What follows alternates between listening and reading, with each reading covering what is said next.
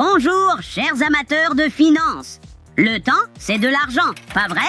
Mais vous aimeriez plus de temps libre ou plus d'argent? Aujourd'hui, j'ai découvert une vidéo sur un gars qui semble avoir trouvé la réponse aux deux questions.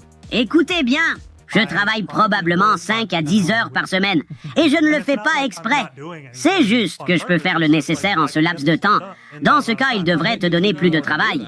Non, désolé pour l'interruption, mais on dirait qu'il a presque perdu son calme face à la question. Il doit être très bien payé, sinon il aurait dit « oui, bien sûr ». Enfin, ça dépend vraiment de si on est salarié ou si on est payé pour le nombre de tâches qu'on fait. Bon, découvrons ce qui se passe réellement. Pourquoi je laisserai ça arriver? Parce qu'ils dépensent beaucoup d'argent pour toi. Et ils voudront en avoir pour leur argent. Ils demandent qu'une certaine quantité de travail soit effectuée. Je suis totalement d'accord, mais devront faire plus de travail. Oui, mais ils ne le savent pas, et je ne leur ferai pas savoir. Après tout, pourquoi les autres devs travaillent les mêmes heures? Ça m'est égal, je m'en fiche. Si j'étais le propriétaire de l'entreprise, je ne paierais pas autant d'argent pour autant de gens, alors qu'on pourrait probablement réduire l'effectif de moitié. Ces contrats leur rapportent beaucoup d'argent. Eh bien, espérons que vos patrons ne voient pas cette vidéo. Ils pourraient penser qu'ils vous paient trop pour si peu d'heures. Mais si vous faites bien votre travail, alors tout ira bien.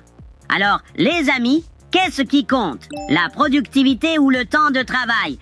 Dites-le en commentaire. Je ressens le besoin soudain de vérifier ce que font mes employés. Puis j'irai chercher d'autres vidéos sympas pour vous.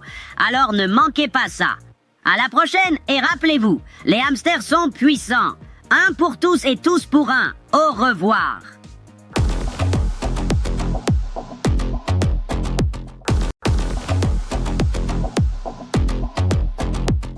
Salut mes hamsters férus de finances.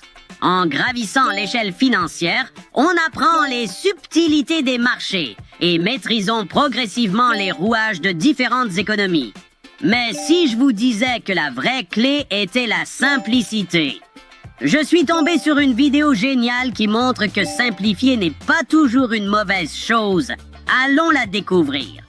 Il y a une histoire à propos d'Elon Musk que j'adore, que je raconte tout le temps à mon équipe. Il avait un groupe d'ingénieurs dans son avion.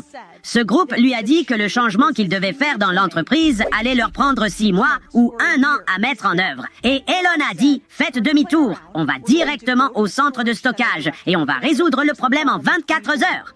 Et devinez quoi?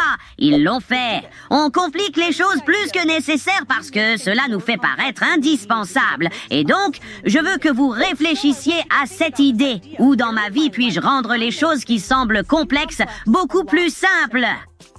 C'est plutôt motivant, non? Que pensez-vous de ce genre de conseils, les amis? Simplifier peut-il vraiment mener au succès? Ou l'analyse et les étapes progressives doivent-elles primer? Puisque l'histoire parle d'Elon, on a envie d'y croire.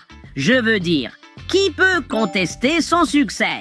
Allez, partagez vos pensées en commentaire et décomposons ça ensemble. Je pars chercher de nouvelles vidéos pour vous, ne les manquez pas. À bientôt et rappelez-vous, les hamsters sont puissants, un pour tous et tous pour un.